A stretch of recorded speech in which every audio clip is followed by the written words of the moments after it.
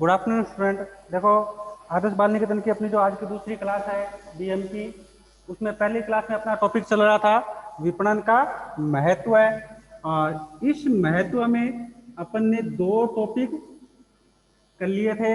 पहला, एक व्यवसाय या फर्म के लिए विपणन कार्य का क्या महत्व है, क्यों किया जाता है। दूसरा, ग्राहक के लिए उसका क्या महत्व है, यानी जो उपभोक्ता हैं उन उपभोक्ताओं के लिए इसका क्या महत्व है। तो एक बार वापस देखें।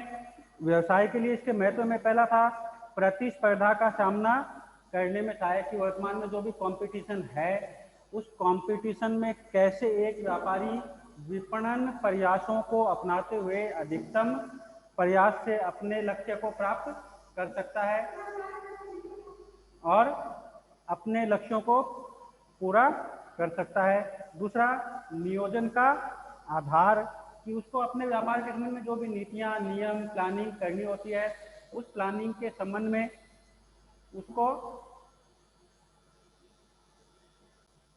कि जो नियम नीतियां बनानी है उनके संबंध में इसको क्या करनी होती है, प्लानिंग करनी होती है। उस प्लानिंग के आधार पर ही ये अपने कार्यों को पूरा कर पाते हैं।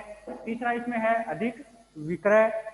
अब जब विक्रय ज़्यादा होगा तो उत्पादन ज़्यादा होगा।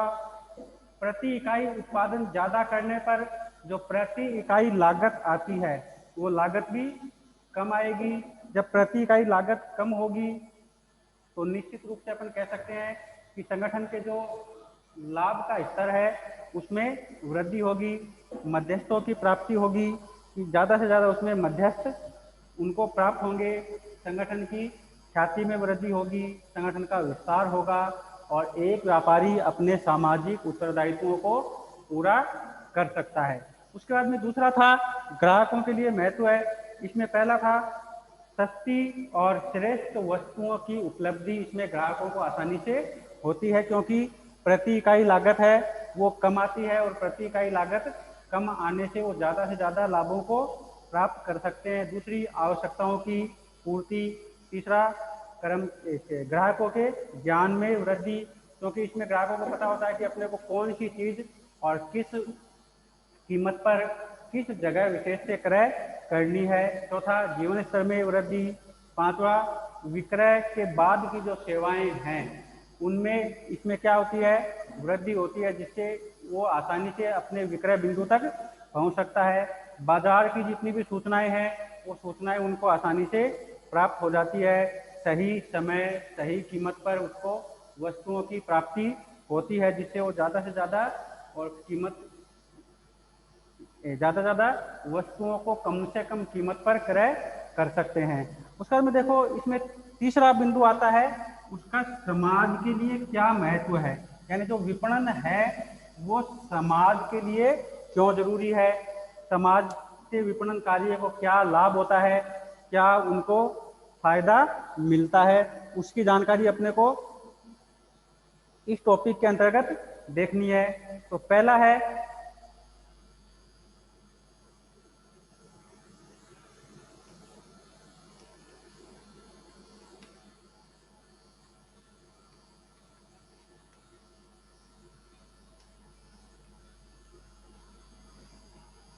कम मूल्य पर वस्तुओं की प्राप्ति।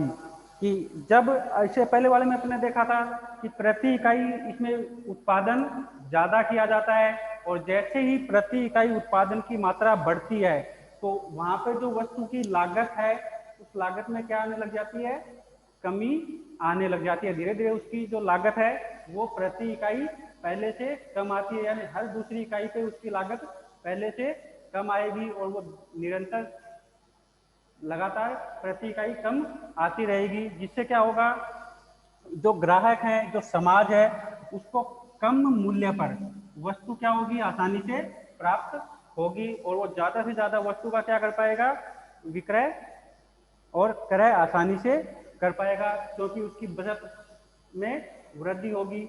और जब बचत में वृद्धि होगी तो वो क्या करेगा, उसी मूल्य स्तर पर जो वस्तुएं हैं उनको ज़्यादा मात्रा में प्राप्त कर पाएगा।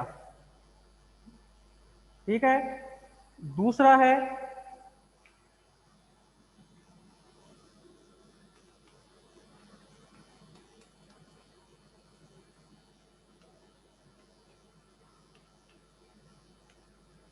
रोजगार में वृद्धि। अब देखो, जो विपणन कार्य है वो किसी एक व्यक्ति या एक संगठन द्वारा पूरा नहीं किया जा सकता।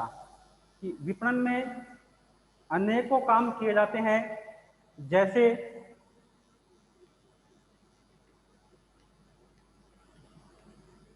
विज्ञापन, प्रचार,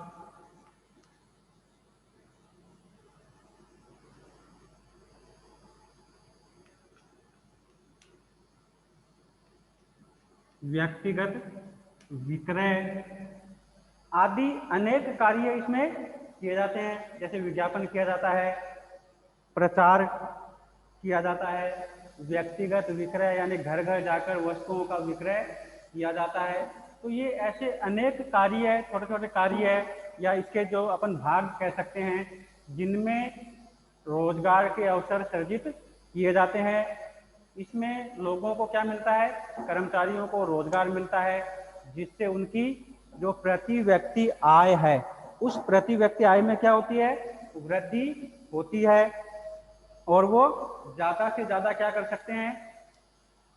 कार्य को पूरा करके अपनी जो आमदनी है, अपना जो सोर्स ऑफ इनकम है, उसको बढ़ा सकते हैं।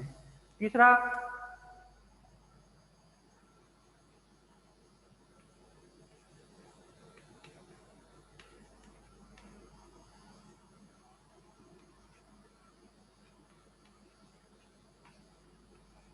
रूढ़िवादिता से मुक्ति।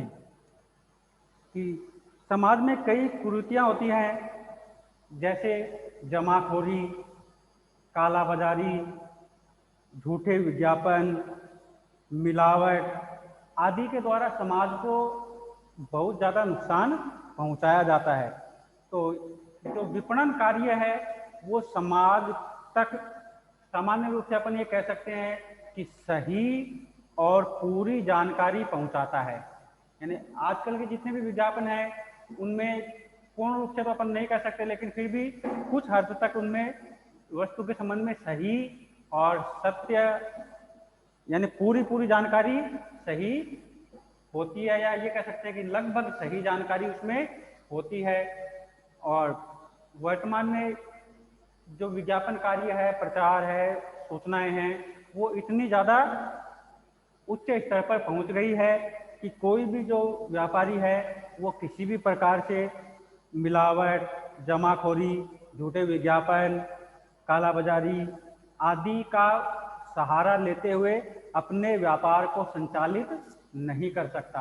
यानी उसको न चाहते हुए भी इन जो सामाजिक बुराइयां हैं, इन बुराइयों का उसको त्याग करना पड़ेगा, और इन सब से रहते हुए वो एक अच्छी और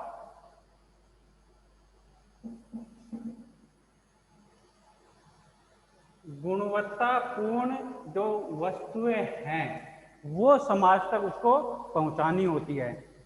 यानी अच्छी और गुणवत्तापूर्वक वस्तुएं, और वो भी किस पर? सही कीमत स्तर पर अपने उपभोक्ताओं तक उसको पहुंचानी होती है, जिससे समाज में जितनी भी इससे संबंधित बुराइयां हैं उनसे समाज को मुक्ति मिलती है। उसके बाद में अगला है सामाजिक मूल्यों की स्थापना। वर्तमान में जितने भी सामाजिक मूल्य हैं, जैसे पर्यावरण का ध्यान रखना है, निःशुल्क शिक्षा की व्यवस्था है, चिकित्सा व्यवस्था है, सामाजिक जो नियम, नैतिकता, मूल्य आदि बने हुए हैं, उन सब का इसमें क्या किया जाता है? ध्यान रखा जाता है। और एक व्यापारी को इन नैतिक मूल्यों को क्या करना होता है? पूरा करना होता है। वो चाहकर भी इन नैतिक मूल्यों से अपने आप को बचाकर नहीं रख सकता। तो एक धीरे धीरे नया कॉन्सेप्ट अपन कह सकते हैं कि बाजार में विकसित हो रहा है। एक नई विचारधारा का जन्म हो रहा है, जिसमें प्रत्येक व्यापारी पूर्ण ईमानदारी के साथ अपने कार्यों को पूरा करता है और एक इस तरह का माहौल क्रिएट करता है, एक इस तरह का माहौल बनाता है, या अपन ये कह सकते हैं कि दूसरों के सामने वो एक उदाहरण प्रस्तुत करता है जिससे उसको ज़्यादा से ज़्यादा लोग आदर्श के रूप में समझें, उसके विचारों को अपनाएं और समाज को एक बेहतर दिशा देते हुए अपने लक्ष्यों को प्राप्त करने में योगदान करें, जिससे क्या हो, समाज को ज़्यादा से ज़्यादा व्यापारिक जो अवसर हैं उनका लाभ प्राप्त हो सके। तो ये था समाज के लिए विपणन कार्य का महत्व है।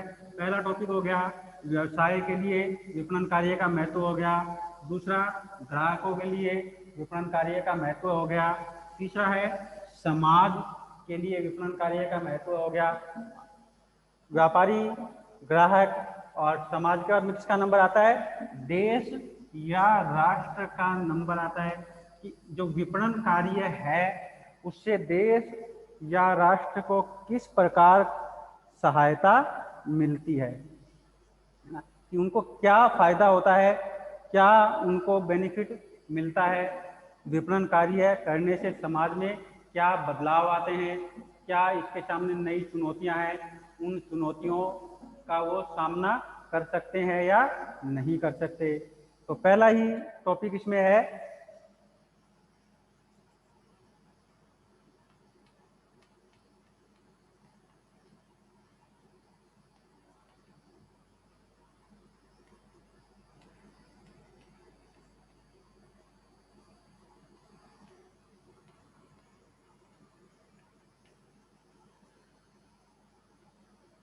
राष्ट्रीय साधनों का सदुपयोग, कि प्रत्येक वर्ष जो देश है उसकी जो संपत्ति है, जो उसके संसाधन हैं जिनसे उस देश की पहचान होती है, चाहे वो भौगोलिक संसाधन हो, प्राकृतिक संसाधन हो, मानवीय संसाधन हो, आर्थिक, गैर आर्थिक, सामाजिक, कोई से भी संसाधन हो, उनका सही समय, सही स्थान और ज्ञान का उपयोग करते हुए इस प्रकार से उपयोग करना जिससे देश और समाज को ज़्यादा से ज़्यादा लाभ प्राप्त हो सके, वो अपने लक्ष्यों तक, यानी एक व्यापारिक फर्म जिस लक्ष्य या उद्देश्य को लेकर स्थापित की गई है उस लक्ष्य और उद्देश्य तक वो पहुंच सके,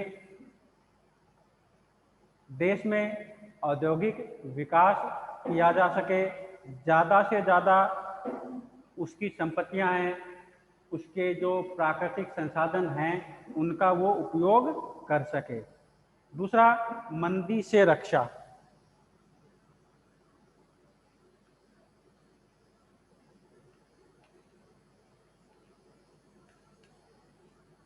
देखो, कई बार ऐसी स्थितियां आ जाती हैं कि किसी वस्तु की मांग किसी भी परिस्थितिवश अचानक से बढ़ जाती है या अचानक से कम हो जाती है।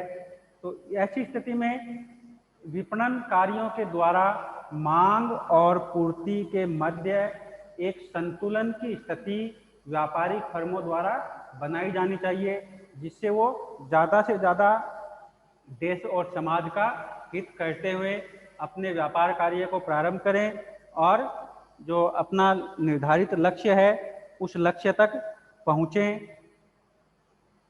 और उपभोक्ताओं के बीच वस्तु की मांग यदि किसी कारणवश कम हो जाती है तो उनको चाहिए कि वो किसी भी प्रकार के उपायों या विपणन माध्यमों को अपनाते हुए उस वस्तु की मांग को पुनः सृजित करें और देश को आर्थिक मंदी, बेरोजगारी, गरीबी, अशिक्षा आदि जो सामाजिक बुराइयां हैं या जो राष्ट्रव्यापी बुराइयां हैं उन बुराइयों से बचाने का प्रयास करें। तीसरा है राष्ट्रीय उत्पादन में वृद्धि। इसका देखो तीसरा जो टॉपिक आता है वो है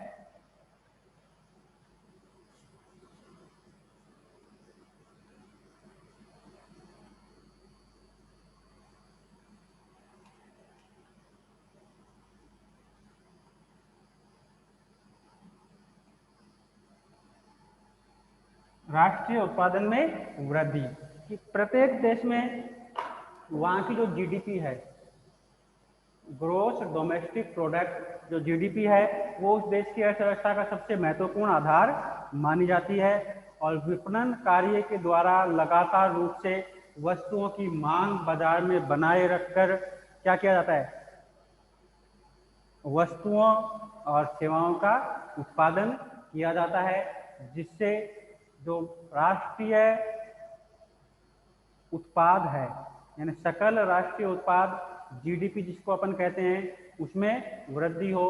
और जीडीपी की जो वृद्धि है वो ही देश में आर्थिक विकास का सूचकांक मानी जाती है। आर्थिक विकास का पैमाना तय करती है कि कोई देश कितनी तेजी से आर्थिक विकास को अपना रहा है या उसमें कमी या वृद्धि हो रही है।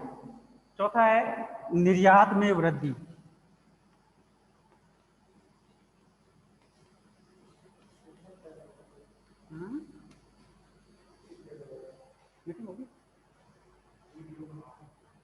निर्यात में वृद्धि, ये देखो जब लगातार उत्पादन और विपणन कार्य होता रहता है तो जो व्यापार है वो एक देश की सीमा से बाहर जाकर अंतर्राष्ट्रीय व्यापार में प्रवेश व्यापारी करता है, यदि वो सही से अपने वस्तु का विज्ञापन, प्रचार और व्यक्तिगत विक्रय को अपनाता है तो इससे वस्तु के संबंध में निर्यातों में वृद्धि होती है और देश को विदेशी मुद्रा की प्राप्ति होती है, जिससे उसके सकल लाभों में वृद्धि होती है।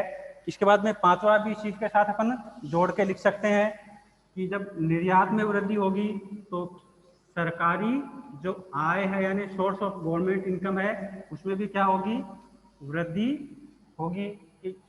विदेशी मुद्रा की उनको प्राप्ति होगी और उस विदेशी मुद्रा की प्राप्ति होने के परिणाम स्वरूप उनको क्या मिलेगी, ज्यादा विदेशी मुद्रा प्राप्त होगी, जिससे सरकारी खजाने में वृद्धि होगी। तो ये आज का अपना अंतिम टॉपिक था, राष्ट्र या देश को लिए विपणन का महत्व है। तो इस प्रकार अपना ये आज का टॉपिक और ये जो चैप्टर नंबर 6 है ये पूरा कंप्लीट हो रहा है। इससे संबंधित कोई भी आपको दिक्कत हो तो आप मुझसे किसी भी माध्यम से पूछ सकते हैं। Thank you.